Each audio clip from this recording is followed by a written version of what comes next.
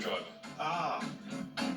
With the Brooklyn site counting down to the bus extravaganza they're hosting in just 24 hours, 35 miles away in Basingstoke, Make sure I put it in the right way round.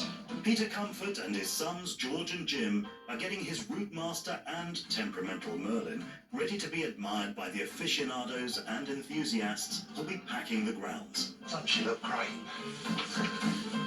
Absolutely wonderful. But the Merlin is refusing to play ball. She won't start. What's happening? Nothing. Dead. Nothing at all. Peter's experience with this old friend means he's hot off the mark with a diagnosis. I wonder if it's that starter solenoid that's stuck again. The solenoid is an electromagnet that connects to the starter motor to the battery, and it's key to firing up the bus. Right, there's the culprit. There's a lot riding on what happens next, and Peter needs to go very carefully. Pliers? Ratchet? A hammer? The engineer's favourite tool. Right, now I'm just going to give this a bit of a tap. It's a very delicate job, so I'm not going to whack it. He's hoping that by gently knocking the back of the starter solenoid with the hammer, he can force the aging internal brushes to move a fraction and make electrical contact with the other key components. I'm just going to tap it gently and hope that that kicks some life into the circuit. I'm feeling tense. I'm feeling very tense. This is not meant to happen. I'm just hoping it is this and not something more fundamental. Let's go down to the front and just see what's happening now. When I move it, can you tell if the solenoid rod is moving, George? Yeah, it's moving, yeah. Something's going. Right, okay, stand by. Yes. Yes. Yeah. Fantastic. She's going. We now have one Merlin.